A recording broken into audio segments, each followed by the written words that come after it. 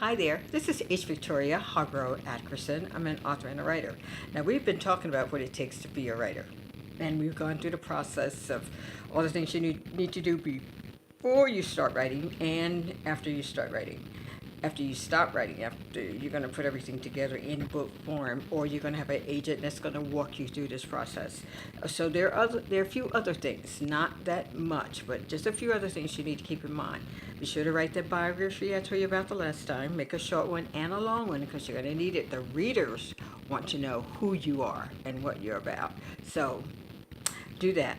And the next thing you want to do is to make sure that you get a really good title for the book, something that's indicative of the content in the book. But make sure it's something that's going to be eye-catching and thought-provoking when people are in the bookstore. Think about yourself when you go to a bookstore. What attracts your attention? If it attracts your attention, 9 times out of 10, it's going to attract their attention. So keep that in mind. The other thing you want to do, usually they send you a rush copy before it goes out to the public. So what you need to do is check it out. Make sure that the lettering and everything is easy to read. Sometimes you have to change the fonts to make sure it's easier to read, and also check the spacing, and that's something that is quite an interesting process within itself. Now, those are the couple of things you need to do. I can't think of anything else I have on my list to discuss with you right now, but those are the things that you need to keep in mind. The title should be something catchy. The font should be a nice size and should be clear. Something that's, I have my favorites, and I'm sure everybody else have their favorites. So just try each one out and see which one appeals to you. No one can make that decision but you. And if you have an agent, they'll recommend something. And a lot of publishers have their favorite fonts that they like to use. You can choose that, or you can choose to do something else. Also, inside your book, you want to check out the design inside the book to see if you want to do a drop cap or drop lettering for the first few words of your book. Sometimes I do that, sometimes I don't. So it's up to you how the book is going to look. So have fun with it because it's great. It's great. Now, my latest book is Enslaved. This is about an African princess who is kidnapped from her village, and she's put it into chains and herded through the jungle along with members of her royal guard, and they are put on a slave ship bound for the Americas. So this talks about the adventures that she experiences on the slave ship.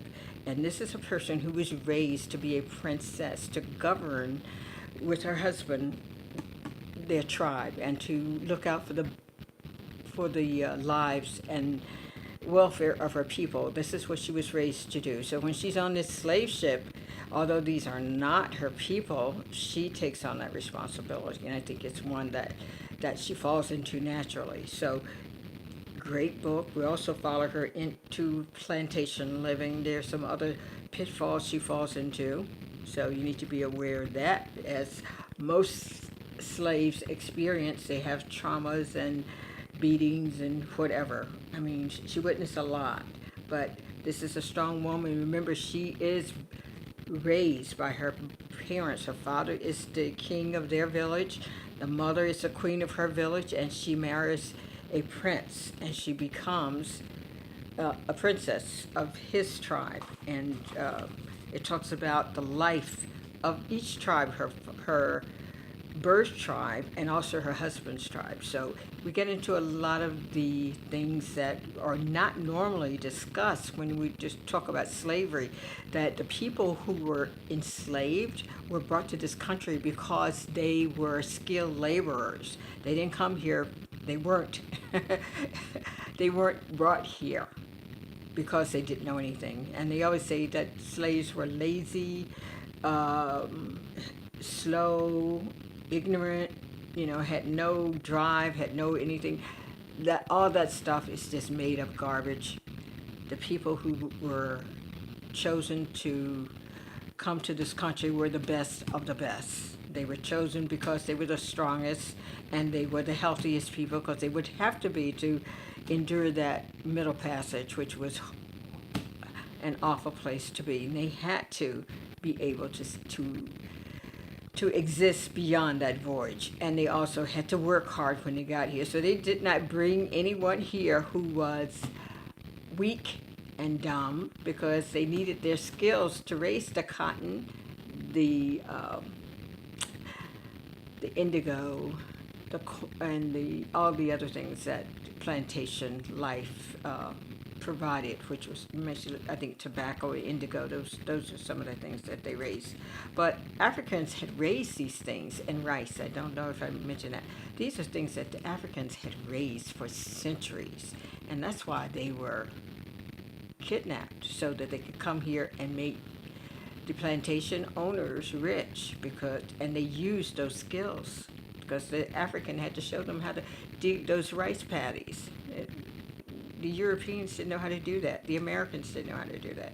So take a look at Enslaved. It's a great book. Now, before you go, be sure to push my button and say that you like this program, and then subscribe to my channel if you haven't done so yet, okay? Now, you take care and enjoy your day. Love someone special, and love to you. Take care.